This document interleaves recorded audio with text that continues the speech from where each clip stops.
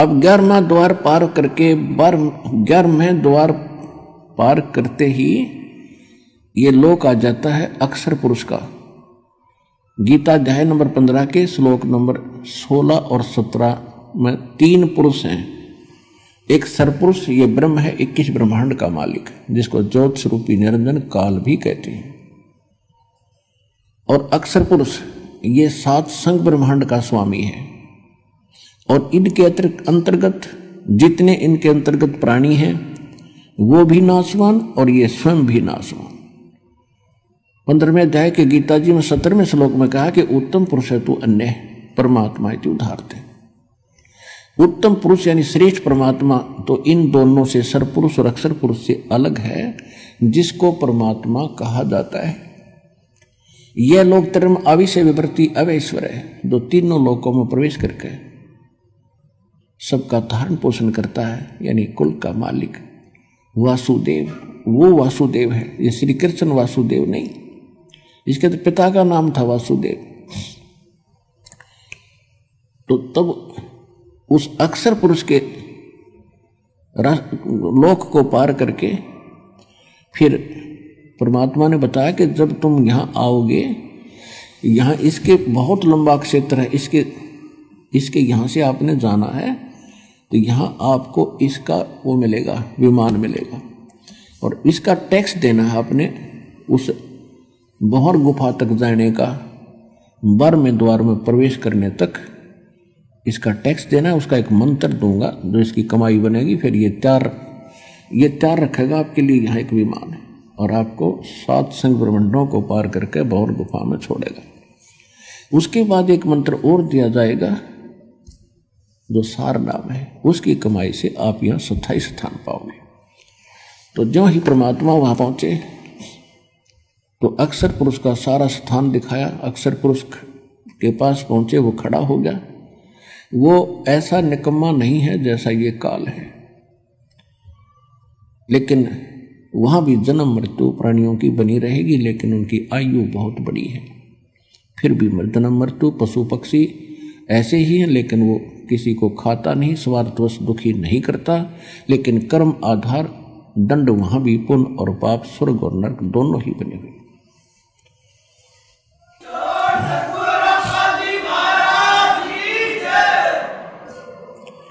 उसके बाद फिर परमात्मा 12वें द्वार में पहुंचे। अक्षर पुरुष से भी परमात्मा ने, अक्षर पुरुष ने विनय किया, और जो उनसे भूल बनी थी, जो वो उसको याद है, अक्षमा याचना की दाता हमने बहुत गलती की थी, हम आपके लोक को छोड़कर आए थे, अब कभी दया करिए दाता। परमात्मा बोले वह दया तो हम रोज ही करें, पर तुमसे ये लालच ना छूटता, यहाँ की प्रभुता ना छूटती, ला अब कर दूं दया तेरे पे। मैं कहूँ ऐसे भक्ति कर। फिर क्या कहता जी, फिर देखेंगे, एक उठाठ दिखे उसने, फिर देखेंगे। सब किसी ने देख ले, जिसने समय पर रोटी मिल रही है, छोटी सी कोई जॉब ठीक हो या व्यवसाय ठीक हो, बाल परिवार ठीक हो, उसको कोई कह दे आजा भक्ति कर ले, लोग फिर देखेंगे।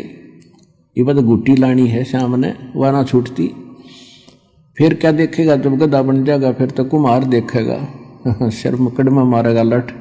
अब देखना तब देख, छोड़ सारी बुराइयों को और कर भक्ति सच्चे नाम की। और यहाँ भी सुखी रहेगा, जब तक तेरा यहाँ संस्कार है तो भी सुखी इसी से रहेगा। नहीं तो आज सब कुछ है तेरे पास, कल मृत्यु हो जा, फिर गधा बन कर घूम रहा होगा। खा कहिए जीवन यहाँ का। और इस ज्ञान से यह बात समझ में आवेगी। प्रमाण दिया जाएंगे, भगवान बतावे, आँखों देखा वो संत बतावे। अब जैसे आम कहावत होया करती, कोई बात बतावे इधर उधर की, तो उसने यूं कहा करते कि तू कौन सा भगवान तो मिलकर आ रहा है। यानी भगवान से कोई मिलकर आवे तो उसकी बात तो सच्ची मानी उन्होंने भी, कि आप कौन से भगवान तो मिलकर आ रहे हो, इसी दृढ़ कॉन्फिडेंस से कह रहा तू यह बात। तो परमात्मा खुद आए और जो भगवान से मिलकर आए उन्होंने बताई यही बातें। तो शंका नहीं रहनी चाहिए समझदार व्यक्ति को, जो वो ज्ञान बताया जा रहा है और दास उन महापुरुषों का बताया हुआ बता रहा है, तो आपको तुरंत समझ में आना चाहिए। और यहाँ से सिर पर पैर रख लो, सतलोक जाने के लिए डट के भक्ति करनी चाहिए।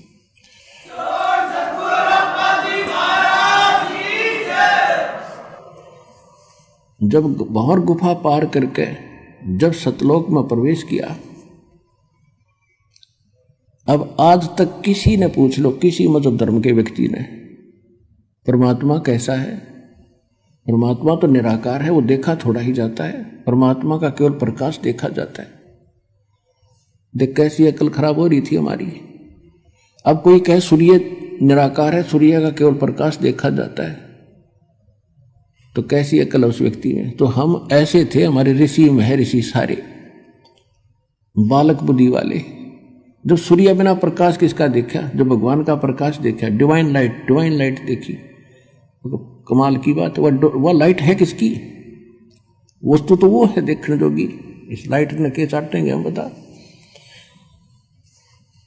तो वहां जाकर गरीबदास जी ने देखा, ओए होए, ऐसा लोक है, हीरे पन्ने, इनके हीरों के पहाड़ हैं, लालों के पहाड़ हैं। जैसे यहाँ पत्थर के पहाड़ हैं, वहाँ हीरे मोतियों के पहाड़ हैं। और सदा बाहर वहाँ के फल फ्रूट, यानी ये फलों के ड्राई फ्रूट जैसे काजू किस्मों सेब ये और फल वगैरह, और सब आहार वहाँ पर सदा बाहर है, कभी अंत नहीं होता। और वहाँ जाने के बाद ऑटोमेटिकली गरीबदास जी की बॉडी का शरीर 16 सूर्य के प्रकाश जितना तेजों में हो गया। अब वो कभी अपनी तरफ देख रहा कि ये क्या हो गया बाबा जी।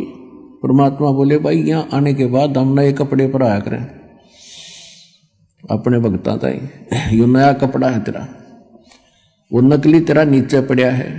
वो तो 5 तत्व का वैसे गल जाना, रोग से सड़ जाना, दुर्घटना में मर जाता, वो तो कच्चा है बेटा।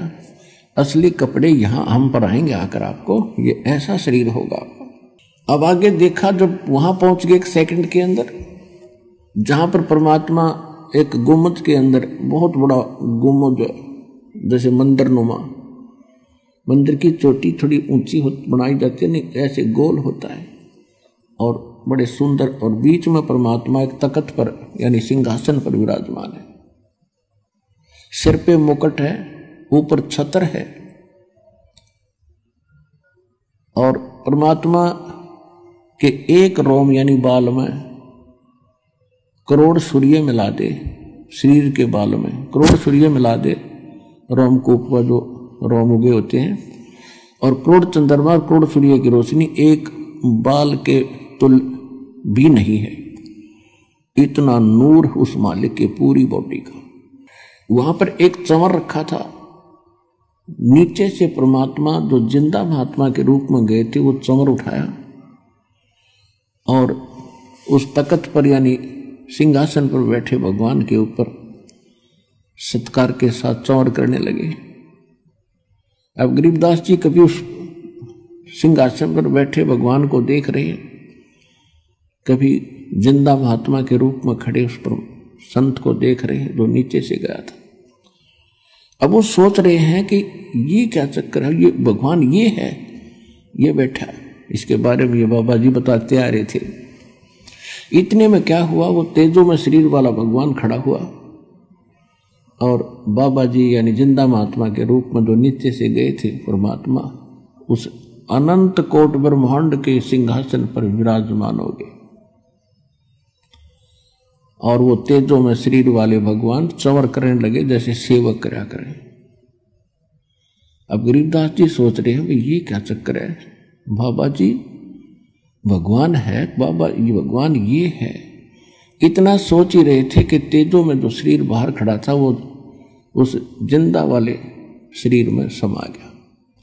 अकेले बाबा जी रहे, यानी जिंदा वाला महात्मा वाला रूप, और उनका तेज इतना हो गया, करोड़ सूर्य करोड़ चंद्रमा मिला दे एक रोम का।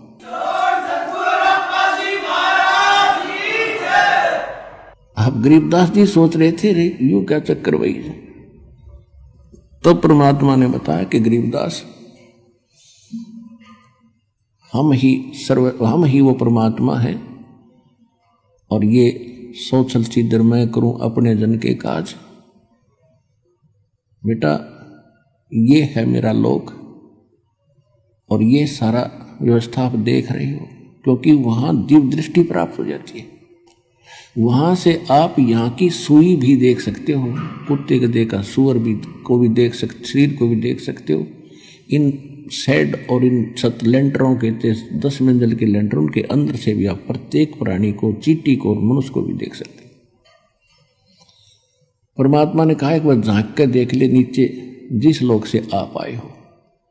अब नीचे दृष्टि की हो वो तो ऐसा है जैसे रूढ़ी हुआ करे कुरड़ी, ये लोग उस लोक की तुलना में।